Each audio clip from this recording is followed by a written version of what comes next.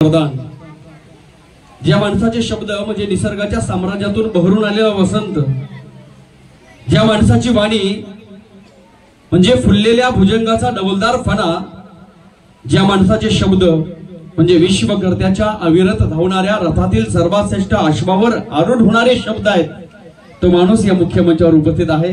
वेळ जाऊ देणार नाही आणि मी लगेचच विनंती करेल, या महाराष्ट्राच्या नतमस्तक ज्यांच्या प्रत्येक कार्यासमोर आज मस्तक नतमस्तक होतं आणि आदर्शवत असणारी सगळ्याच्या सगळ्या पिढ्या या व्यक्तिमत्वाची मागणी वारंवार करतात, ते सन्माननीय भास्कररावजी पेरे साहेब, आपण आपल्या शब्दवाणीला सुरुवात करायची. एकदा जोरदार टाळ्याचा गजर सन्माननीय भास्कररावजी पेरे साहेबांच्या या मार्गदर्शनासाठी करायचे. बोला गणपती बाप्पा मंगल मूर्ती. धन्यवाद.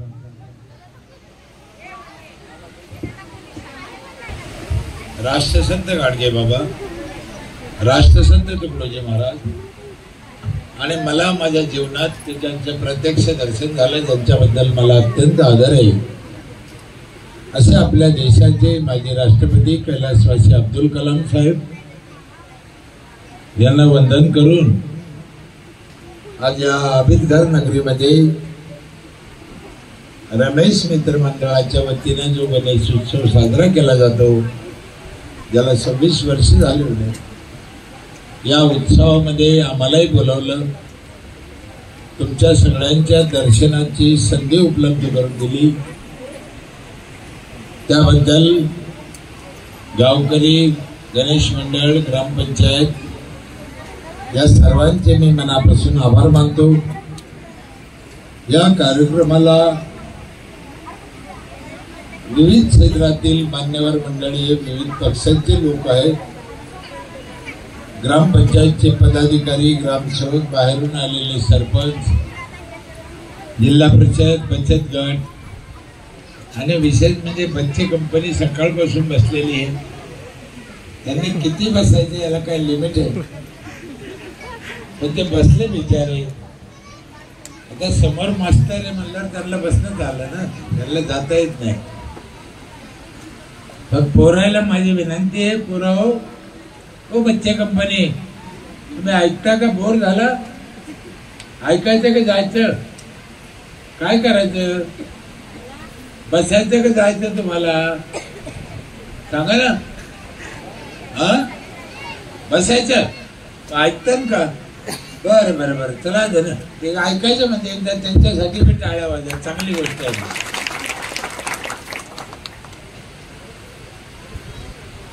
भास्कर पेरे माझे नाव आहे, संभाजीनगर जिल्ह्यामध्ये माझे गाव आहे पाटोदा. 25 वर्ष त्या गावाने मला 5 वेळेस निवडून दिलं आणि सरपंच केलं. त्या गावचे उपकार आहे. आवाज असं कसं आहे तरी भाऊ, काय मला येतं तोंड इकडे तरी फिरवू येतं, दोन तिकडे येतं. त्याला खोके तर 70 आहे.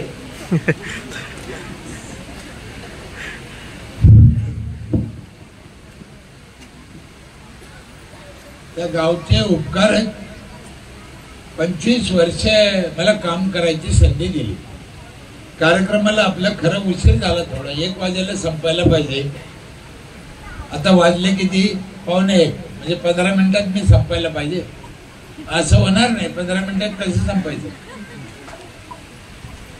25 वर्ष काम करताना माझ्या 2 गोष्टी लक्षात आल्या. एक, माणसाचं आयुष्य कमी होऊ राहिलं, आणि 2, देशावर कर्ज वाढू राहिलं. मग याला कोण जिम्मेदार आहे? याला पर्याय काय? काय करायला पाहिजे? मी 7वी शिकलेला माणूस आहे. मी काय मोठा विचारवंत नाही, बुद्धिमान नाही, कार्यकर्ता नाही, पैशावाला नाही. माझ्या घरी काय नाही. देवाचे उपकार आहे, मला मुलगा बी नाही. चांगली गोष्ट आहे, हा ना. मुली होत्या 5, लग्न होऊन त्यांच्या घरी गेल्या. काय डोक्याला ताण नाही. आता म्हातारा म्हातारी दोघंच आहे.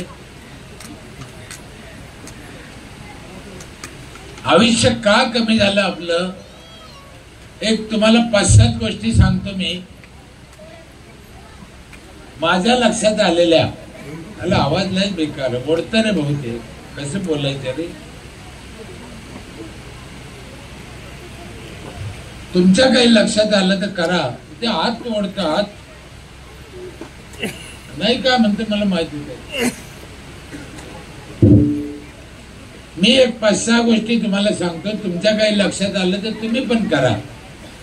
मी सांगितलेलं सगळं बरोबर आहे असं काही नाही, पण 100 वर्ष माणूस जगला पाहिजे. काय करायला पाहिजे?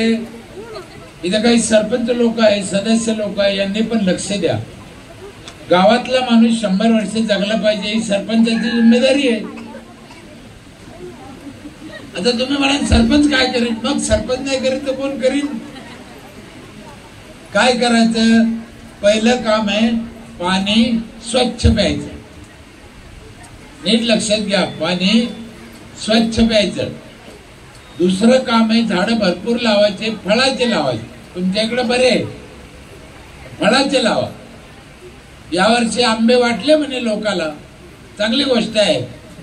आणि दरवर्षी वाटा आंबे, सीताफळ, पेरू, जांभळ, कौट, नारळ. तिसरं काम आहे गावात साफसफाई, स्वच्छता पाहिजे, स्वच्छता. चौथं काम आहे मुलांचं शिक्षण चांगलं झालं पाहिजे, त्यांना संस्कार पाहिजे. 5वं काम आहे बाहेरचं खायचं नाही, गावातलंच खायचं, घरचंच खायचं. बाहेर फार भेसळ आहे. 6वं काम आहे म्हाताऱ्या लोकांना जीव लावा. गावात जे म्हातारे वयस्कर लोक यांना जीव लावा. त्यांच्या तोंडावर हात फेरा, त्यांना खायला प्यायला द्या, कपडा लत्ता द्या, औषध पाणी द्या. 7वं एक काम आहे ते जरा अवघड आहे, ते लोक ऐकत नाही म्हणून मी सांगत नाही. फार अवघड काम आहे ते. मग कोणत्या गावाले ऐकत नाही, मग मी सांगणं बंद केलं. तर काय करू? पण ऐकत नाही ना कोणी, मग कशाला सांगू? शौचालय तुम्ही ऐकता का? दुसऱ्यावर जळायचं नाही.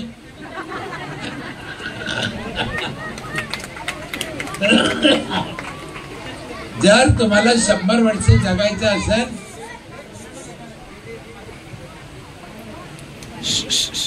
जर तुम्हाला 100 वर्ष जगायचं असेल तर दुसऱ्यावर जळायचं नाही. असे काम करा.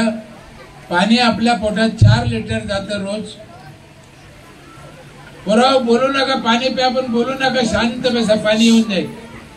4 लिटर पाणी रोज पोटात जातं. कोणत्या डॉक्टरला विचारा, सगळ्यात जास्त आजार कशाने होते? पाण्यानं. बस ना. या जगामध्ये माणसाला सगळ्यात जास्त गरज आहे ऑक्सिजनची. कपडे नसले चालन, सोनं नसले चालन. तुम्हाला गमतीने सांगतो, नवरा नसले चालन, बायको नसली चालन, पण ऑक्सिजन माणसाला पाहिजे. आणि किती ऑक्सिजन लागतो माणसाला माहितीये? एका माणसाला 4 झाडाचा ऑक्सिजन लागतो. किती?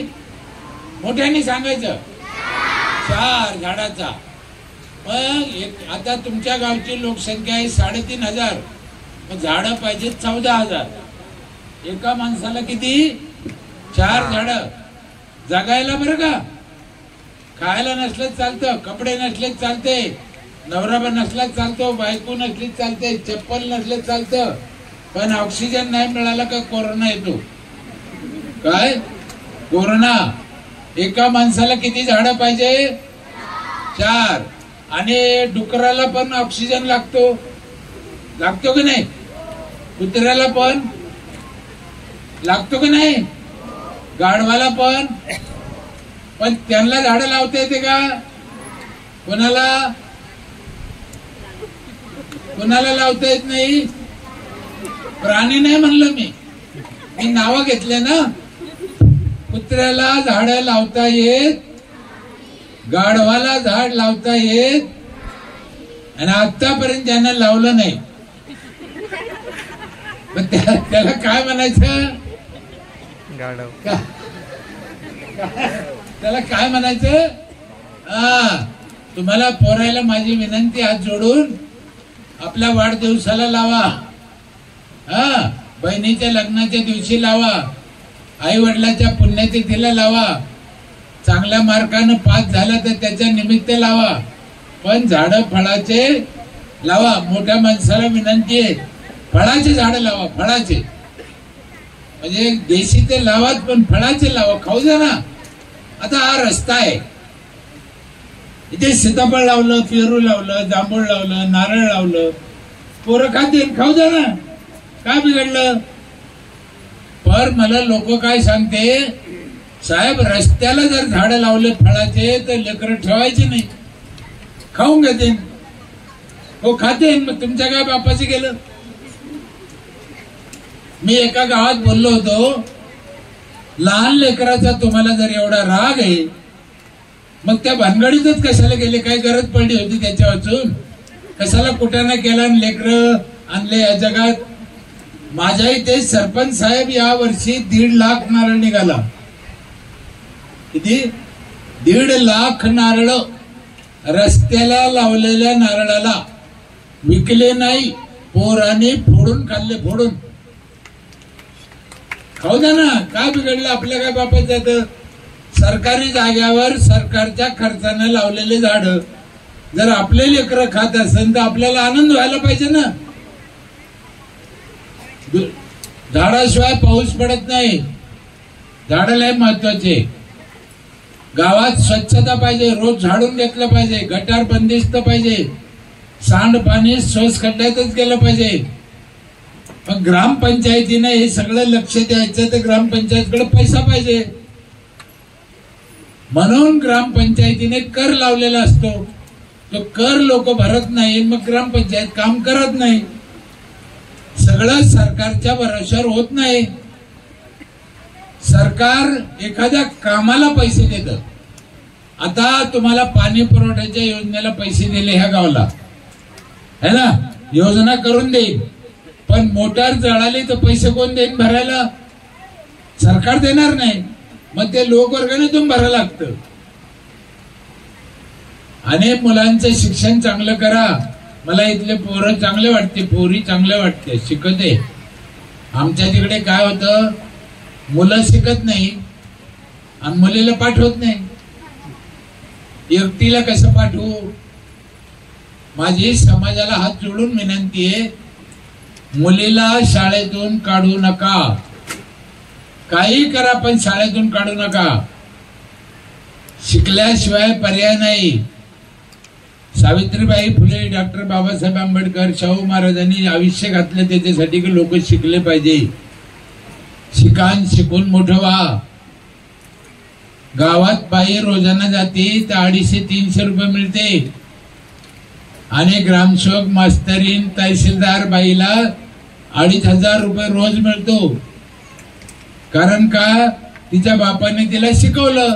आपल्याला जळायचं नाही तिच्यावर, तिच्या बापाने शिकवलं म्हणून. म्हणून माझी विनंती आहे की तुमची मुलगी शाळेत जाणार आहे, घाबरायचं कारण नाही. शाळेत तिला पाठवा. आणि एक गोष्ट सांगू का, आज तुम्ही शाळेत एकटीला पाठवत नाही, मग उद्या मोल मंजुरी करायला एकटी जाती तेव्हा काय 2-2 पोलीस असते का तिच्या संग? तेव्हा तर तिचा नाईलाजच असतो ना. मग त्यापेक्षा तिला आत्ता शिकून द्या. म्हणून ही जिम्मेदारी सरपंचाची आहे. गावातला कोण मुलगा शिकतो, कोण मुलगी शिकत नाही, त्याच्या काय अडचणी आहे, सरपंचाकडे गावचा सगळा डाटा पाहिजे, सगळा डाटा. मी एकदा एक शब्द बोललो होतो, लोक गैरअर्थ काढते त्याचा. एखादी बाई गरोदर राहिली तर तिच्या घरच्याला नंतर माहित व्हायला पाहिजे, सरपंचाला अगोदर माहित व्हायला पाहिजे. इतका सरपंच खतरनाक पाहिजे. अभ्यास पाहिजे, अभ्यास, लक्ष पाहिजे. रोज जायचं, लोकांकडे 8 दिवसाला जायचं, भेटायचं, आपलं नेटवर्क ठेवायचं. अंगणवाडी ताई आहे, आशा ताई आहे, शिक्षक आहे, ग्रामसेवक आहे, कर्मचारी आहे, सगळे सतर्क असले ना तर काळजी घेतल्या जाते.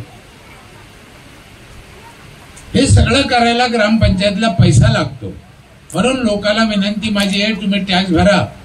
माझ्या गावचे लोक एक घर 5000 रुपये दरवर्षी ग्रामपंचायतला देतात. आणि योगायोग आहे, तुमच्या एवढंच माझं गाव आहे, 800 घर आहे. तुमच्या 800, आमच्या 800. 40 लाख रुपये माझ्याकडे टॅक्स जमा होतो दरवर्षी. 40 लाख आणि माझ्या इथल्या प्रॉपर्ट्या सगळ्या महिलाच्या नावावर आहे, माणसाच्या नावावर नाही. त्याच्यामुळं महिला इमानी इतबारी टॅक्स भरत्या. माणूस जरा हरामी आहे, टॅक्स भरत नाही. तो कोण्यातरी पक्षाचा असतो, कोण्या गटाचा असतो, जलजल करतो. 5,000 आम्ही घेतो, 40 लाख जमा होते, 32 लाख माझा वर्षाचा खर्च आहे, 8 लाख माझ्या पंचायतला नफा आहे दरवर्षी. आणि सरकार देतं मला 40 लाख 15 वित्त आयोगातून, ते वेगळे. माझ्या गावाला पुरस्कार मिळाले आतापर्यंत 4 कोटी, 4 कोटीचे पुरस्कार मिळाले गावाला. 2 वेळेस राष्ट्रपती पुरस्कार मिळाला. संत गाडगे बाबा माझ्या गाव राज्यात पहिलं आलं, स्मार्ट व्हिलेज मध्ये आलं, माझी वसुंधरात आलं, लय पुरस्कार मिळाले. त्याचे पण पैसे आले. तुम्ही अभियानात भाग घ्या, तुम्हाला शिकायला मिळतं. पण मी गावोगाव फिरतो, माझ्या एक लक्षात आलं, लोक सरपंचाला निवडून देते आणि निवडून दिल्यावर राग करते. हा ना, का करते मला माहित नाही. माझी समाजाला विनंती आहे, एकदा तुम्ही सरपंच निवडून दिला ना, आता त्याच्या पाठीमागे राहा, चर्चा करा, गप्पा करा, त्यांना समजून सांगा, भाऊ हिवरे बाजारला कसं काम झालं, पाटोद्याला कसं झालं, आपल्या इथे करा, आम्ही तुमच्या पाठीमागे आहे. सरपंचाला बळ द्या. नाही तर सरपंचाचं तोंड एका बाजूला, लोकांचं तोंड एका बाजूला, मग गावचं काम होणार नाही. 5,000 आम्ही घेतो, पण लोकाला काय सुविधा देतो नीट आहे का? तुम्हाला आज झोप येणार नाही. माझ्या गावामध्ये 4 नळातून पाणी येते एका घराला, 4 नळातून. एक नळातून नाही, 4. जुन्या भांड्याचं साधं पाणी वेगळं, जायकवाडी धरणावर आणलेलं पाणी वेगळं. 20 लिटरचं जार फिल्टर पाणी एका घराला, 20 लिटर रोज एक बॉटल. कोणत्याच पाण्याला पैसे लागत नाही. आणि 4थं पाणी आहे माझ्या इथे, रोज सकाळी 5 ते 8 अख्ख्या गावाला आंघोळीला गरम पाणी येतं. आंघोळीला गरम पाणी बाईनं चुलीवर तापायचं नाही. इथं थोडा तरी आवाज हे करे यार, प्लीज पाय पडतो यार.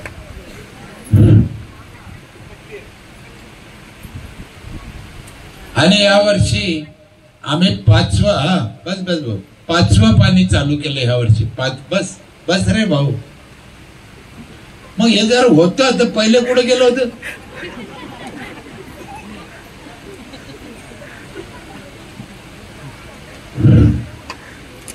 इतका त्रास दिला तू 15 मिनिटे, तुला काय सांगाय.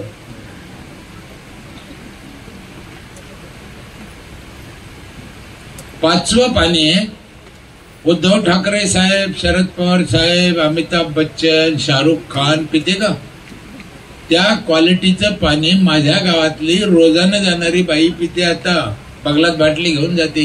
इतके भारी फिल्टर आम्ही बसवलेले आणि बसवायला पाहिजे. पाणी चांगलंच पाहिजे. शास्त्राने सांग. तो एक मराठी पिक्चर आला होता मध्ये, लय गाजला होता. काय नाव त्याचं? बरोबर काय सांगितलं कोणी? मराठी पिक्चर नव्हतं आलं का? लय नाव चाललं होतं त्याचं, लय दिवस चालला भारी. मंजुळे साहेबाचा सैराट. तुम्ही पाहिला पोरं? कोण पाहिला? वर हात करा. बऱ्याच जणांना पाहिला. तुम्ही तर पाहिलाच असेल. त्या पिक्चर मध्ये मला पाण्याहून आठवण आली बघा. त्या सिनेमामध्ये परशा आर्ची तिकडे जाते कर्नाटकला. त्या म्हातारीची तर खोली घेऊन राहते, है का नाही? पण त्यांच्याकडे स्वयंपाक करायला काय नसतं. मग काय करा? ते म्हणे चला हॉटेलमध्ये जाऊन खाऊन येऊ. पुरावा ध्यान करा. तुम्ही जर माझं उत्तर दिलं ना, तुमचा गुच्छ देऊन सरपंचाच्या हाताने सत्कार करीन. एक उत्तर द्या. मग तो परशान आर्ची तिकडे गेले आणि त्या हातगाडीवर त्यांनी वडा सांबार खाल्ला. आठवतं का? खाल्ला ना वडा सांबार? बरोबर आहे. आणि वडा सांबार खाल्ल्यानंतर त्या हातगाडीवाल्यांना आर्चीला एका लाल मग्ग्यामध्ये पाणी प्यायला दिलं. बरोबर आहे का? पण आर्ची पिली का? नाही पिली.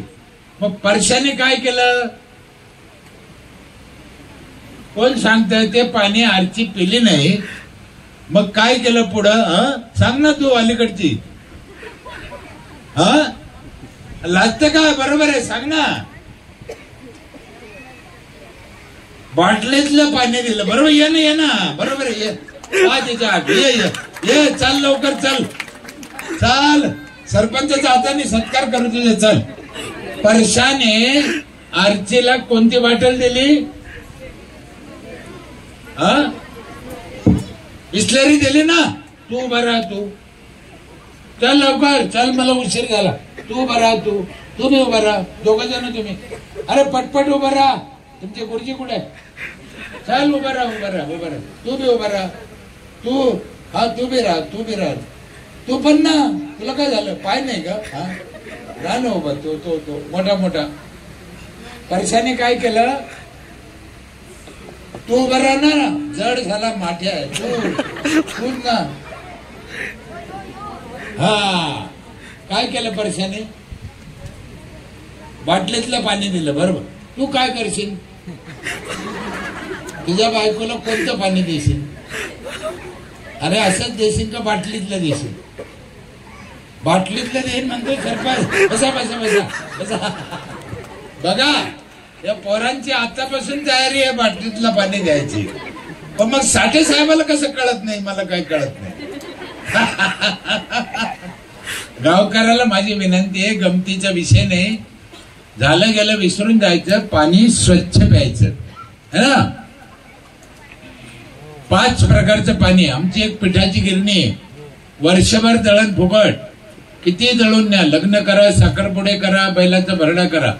5,000 रुपयामध्ये आम्ही काय सुविधा देतो लक्षात ठेवा. संपूर्ण गावच्या महिलाला वर्षभर सॅनिटरी नॅपकिन फ्री आहे. संपूर्ण गावाला वायफाय फ्री आहे. माझ्या इथे आमच्या पंचायतीने 10 मशीन घेतल्या. मशीन कशाच्या आहे? शेवाय करा, पापड करा, बटाटा चिप्स करा, बटाटा चिवडा करा, धने पावडर करा, मिरची पावडर करा, गोड तेल करा, उसाचा रस काढा, मोटरसायकल मध्ये हवा भरा. हे सगळ्या मशीनी मोफत आहे. धान्य तुमचं, मशीन आमची. तुमचं तुम्ही करून न्या. माझ्या ग्रामपंचायत मध्ये 40 म्हाताऱ्याला, ज्यांना मुलं बाळ नाही अशा 40 म्हाताऱ्याला रोज जेवण फुकट आहे ग्रामपंचायत मध्ये. आपल्या गावातलं म्हातारं अनाथ आश्रम मध्ये नेऊन नाही टाकलं पाहिजे. त्याला आपल्या गावातच सांभाळलं पाहिजे अशी माझी इच्छा आहे. अनाथ आश्रम मध्ये नेऊन टाकणं म्हणजे जेलमध्ये टाकल्यासारखं आहे. आपल्या गावाला आपलं म्हातारं काय लय झालं का? आणखीन आमच्या इथे आणखी एक काय योजना आहे माझ्या इथे. जी महिला आमच्या इथे वर्षाच्या सुरुवातीला टॅक्स घेते, तुमच्याकडे वर्ष संपल्यावर घेते. जी महिला पहिल्या नंबरची पावती फाडन तिच्या हाताने 15 ऑगस्टचं झेंडावंदन करतो आम्ही. सरपंच करत नाही. त्याच्यामुळं महिला मार्च महिन्यात झोपत नाही. 5,000चं बंडल घेऊनच फिरत्या. ग्रामसेवक दिसला घे, पहिले पावती फाड. चांगलं आहे ना. आणखी आमच्या इकडे एक योजना आहे. आमचा एक ट्रॅक्टर आहे मोठा शेती करायला, 30% सबसिडी ज्याला लोकाला. म्हणजे 4,000 रुपये जर नांगर मोगडायचं बिल झालं तर आम्ही 1,200 रुपये त्याला सबसिडी देतो. 2,800 रुपये त्याच्याकडून घेतो. बाजार भावाने 4,000 झालं तर. म्हणजे शेतकऱ्याला शेती करायला पण आमच्याकडून सबसिडी आहे. सरकार कधी देईल माहित नाही, पण आमची पंचायत नगदी देते. या सगळ्या गोष्टी, दोन्ही व्यायामशाळा आहे, महिलांसाठी वेगळी, पुरुषासाठी वेगळी. या दोन्ही मोफत आहे. कचरा लोकांच्या घरून आणतो आम्ही, डोअर टू डोअर. तुमच्या इथे पण मी गाडी पाहिली कचऱ्याची. आम्ही कचऱ्याचं खत करतो, प्लास्टिक वेगळं घेतो. ते रिसायकलिंग भंगारवाल्याला देतो. पण लोक काय करते, प्लास्टिक कचऱ्यात टाकते, वेगळं देत नाही. मग खत कसं करायचं, ते सडत नाही. पोराओ, प्लास्टिक जाळायचं नाही. जो माणूस प्लास्टिक जाळतो त्याला कॅन्सर होतो. म्हणून प्लास्टिक जाळायचं नाही. आणि प्लास्टिक जमिनीवर फेकायचं नाही, ते जमिनीत पाणी जिरून देत नाही. आणि किती वर्ष सडत नाही माहितीये, 1400 वर्ष सडत नाही प्लास्टिक. चांगदेव बाबाची औलाद आहे, 1400 वर्ष सडत नाही. म्हणून प्लास्टिक फेकू नका. आम्ही आमच्या इथल्या लोकांना खूप सांगितलं, प्लास्टिक बाजूला द्या. त्याच्यासाठी पिशवी दिली, 2 बकेट दिल्या, पण लोक ऐकत नाही. मग आम्ही काय केलं, सरपंच, आता जी बाई प्लास्टिक बाजूला ठेवीन पिशवीत घरी, पिशवी आम्ही दिली आमच्या नावाची, तिच्याकडून ते प्लास्टिक आम्ही 15 रुपये किलोनं विकत घेतो. काय करतो, 15 रुपये किलोनं विकत घेतो. आता महिला हुशार झाल्या, एक तुकडा फेकत नाही. काही काही महिला तर एवढ्या हुशार झाल्या, म्हणजे तिचं तर ठेवतेच, पण शेजारीन बाजूला गेली तर तिचं पण उचलून ठेवते. कारण काय, 15 रुपये किलो आहे. म्हणून सरपंच जरा बदमाश पाहिजे, कारण गावातले जनावर सांभाळायचं हे काही सोपं काम नाही. खायचं याला डोक्याने काम केलं पाहिजे. जसं श्रीकृष्ण भगवंतानी केलं, छत्रपती शिवाजी महाराजांनी केलं, त्याच नीतीचा उपयोग सरपंचाने केला पाहिजे. पण लोकाला जीव लावला पाहिजे. सरपंच लोकांची आई झाला पाहिजे. सरपंच हा विठोबा आहे पंढरपूरचा. प्रत्येक माणसात त्याचा जीव पाहिजे. विनंती आहे सरपंचाला आणि लोकाला, तुम्ही हातात हात धरून चला. लोकांनी, सरपंचानी, तेव्हा गावचा विकास होईल. वादाने भांडणाने होणार नाही. सरपंच बदलून पण काय होणार नाही. मी सलग 25 वर्ष काम केलं, मला अर्धी ग्रामपंचायत कळली. मग 2 आणि 4 वर्षात काय कळलं. म्हणून सरपंच बदलायच्या भानगडीत जायचं नाही. दुसरी एक महत्वाची गोष्ट, ग्रामसेवकाला जीव लावा. इथले ग्रामसेवक कुठे, पाटील आहे का, गेले कुठे, इकडे. ग्रामसेवकाला जीव लावा. यांच्या पोटात 33 कोटी देवे. किती, हा. गावात ग्रामसेवक आला का त्याला चहा विचारा, जेवण विचारा, बायको बरी आहे का विचारा, पोराला किती मार्क पडले विचारा. मग त्याचा जीव लागेल, ते ऑफिसात बसन. ग्रामसेवक आला आणि तुम्ही केलं भा भा भा भा कुत्र्यासारखं जर त्याला तोडलं, मग तो काय करतो, खिशातून मोबाईल काढतो, कोण व्हिडिओ साहेब का, आलो गेला. म्हणून ग्रामसेवकाला त्रास द्यायचा नाही. माझे हात जोडून विनंती आहे. परंतु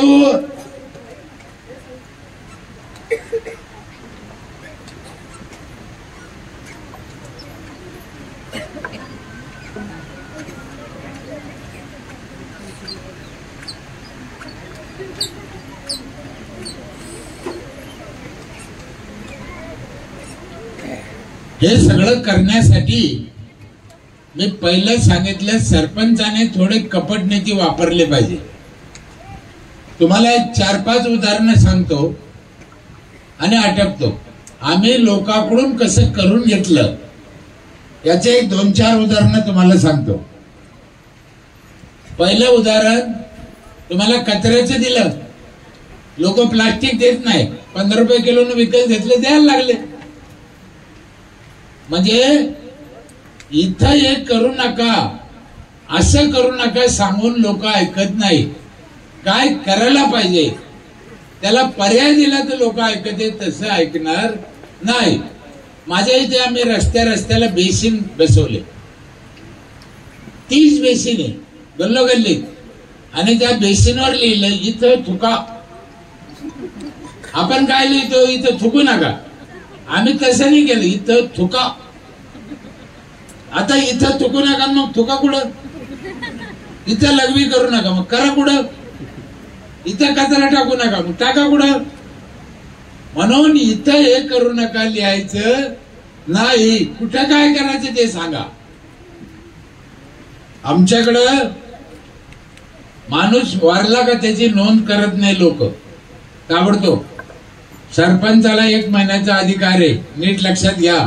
1 महिन्याच्या बाद सरपंचाचा अधिकार संपतो, त्याला नोंद करता येत नाही. मग कोर्टात जा लागतं, 5,000 खर्च येतो, मग त्याची नोंद होती.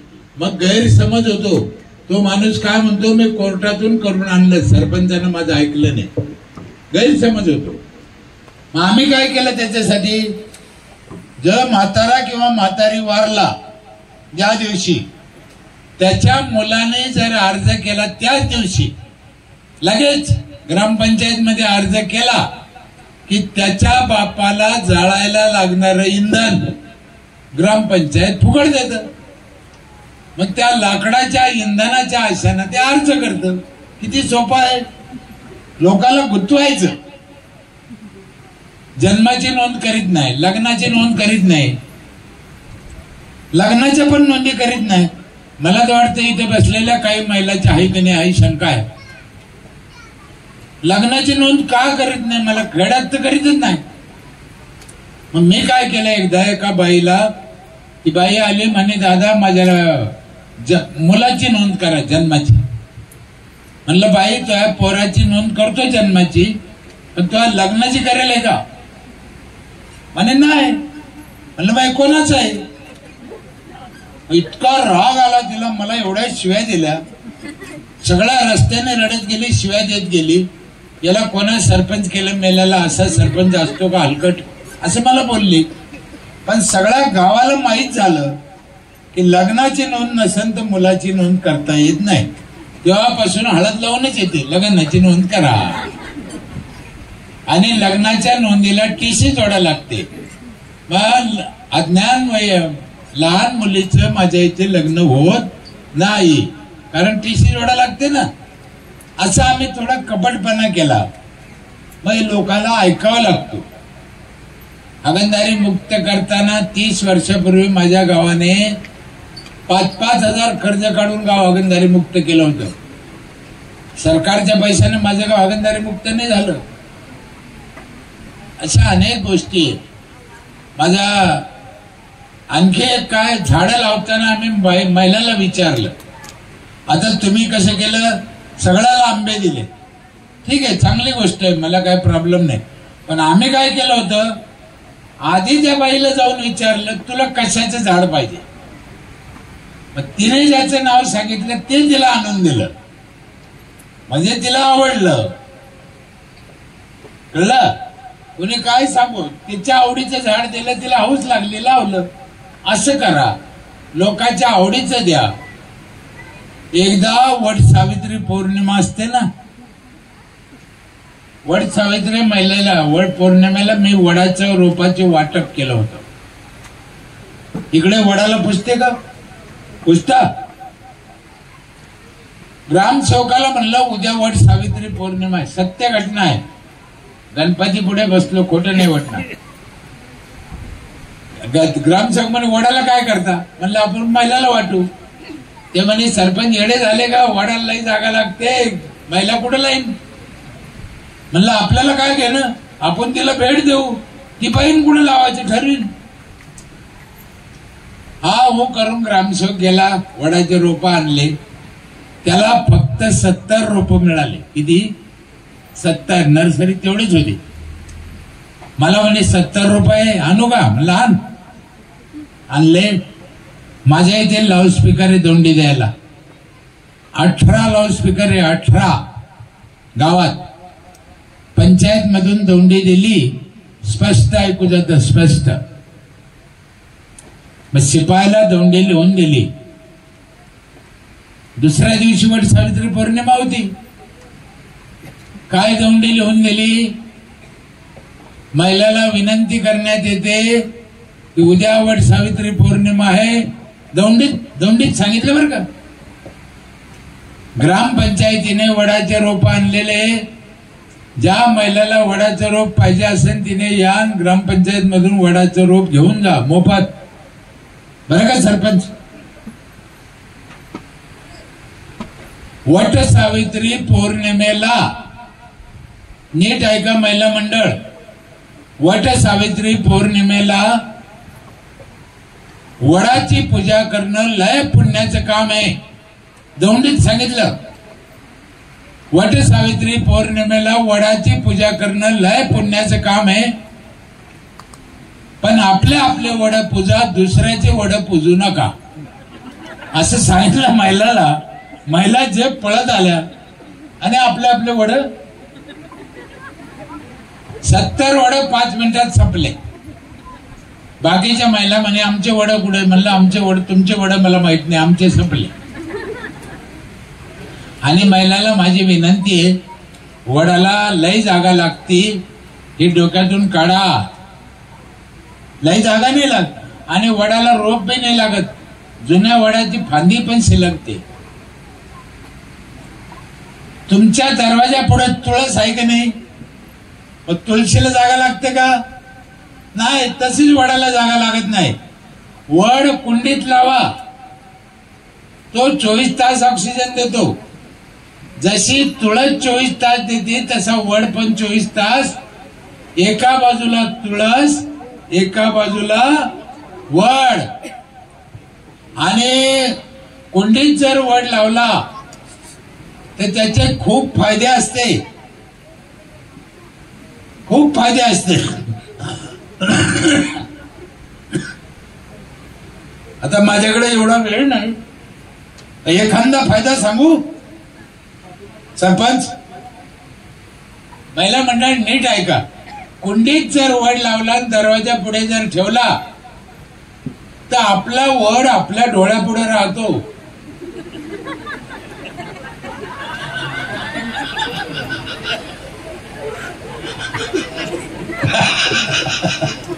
चांगली गोष्ट आहे ना. काय तुम्ही जर तिकडे नाल्याला ओढ्याला लावला तर त्याला लय पारुंब्या फुटत्या. म्हणून आपला वड आपल्या कुंडीत लावा, डोळ्यापुढे ठेवा. प्रश्न मुद्दा काय आहे, झाड लावायचं आहे. अच्छा, थोडं डोकं लावून सरपंचांना लोकाला नादी लावलं पाहिजे. आणि सगळ्यात महत्वाचा विषय स्वच्छालयाचा आता मिटलेला आहे. तुमच्या इथे कोणी बाहेर स्वच्छालयाला जातं का? आता जात नसेल, आता एक बी नाही, जायचं बी नाही. स्वच्छालयाला कोणी बाहेर जात नाही. म्हणून तुमच्या गावचं काय, गावाचं नाव, या गावचं नाव साठेपाडा आणि आबिदवाडा ग्रामपंचायत है ना. एकही माणूस बाहेर स्वच्छालयाला जात नाही. म्हणून या सगळ्या गावकऱ्यांचं मनापासून आपण अभिनंदन करतो ना. पुन्हा माझं हात जोडून विनंती आहे, स्वच्छता ठेवा, चांगलं पाणी प्या, फळाचे झाड लावा आणि शिका. पोराओ शिका. शिक्षणाशिवाय ह्या जगात काही खरं नाही. नुसतं इथल्या इथं भांडून आणि एसटीला दगड मारून तुमचं कल्याण होणार नाही. त्यासाठी शिका. जग पडलंय आपल्याला फिरायला आणि काही करायला, पण पहिली गोष्ट त्याच्यासाठी तुमच्याकडे शिक्षण लागतं. म्हणून लोकाला माझी विनंती आहे की मुलाला शिकू द्या. म्हणजे तुम्ही मनात शंका घेऊन मुलीला शाळेतून काढू नका, भरपूर शिकू द्या. ती गुरुजनांपाशी जाते रोज, त्यामुळे मनात शंका घ्यायची काही कारण नाही. मुलांना तुम्ही मनापासून शिका, मुलींना तुम्ही मनापासून शिका. आपले महात्मा गांधी, डॉक्टर बाबासाहेब आंबेडकर, अब्दुल कलाम साहेब यांचं जे स्वप्न होतं भारताला महासत्ता करायचं, ते स्वप्न पूर्ण करण्यासाठी या उद्याच्या तरुण पिढीने मनापासून काम करा. आणि त्याला सरपंच लोकांनी, सदस्य लोकांनी, ग्रामसेवक लोकांनी मनापासून साथ द्या अशी हात जोडून कळकळीची विनंती करतो. इथंच थांबतो. जय हिंद, जय महाराष्ट्र.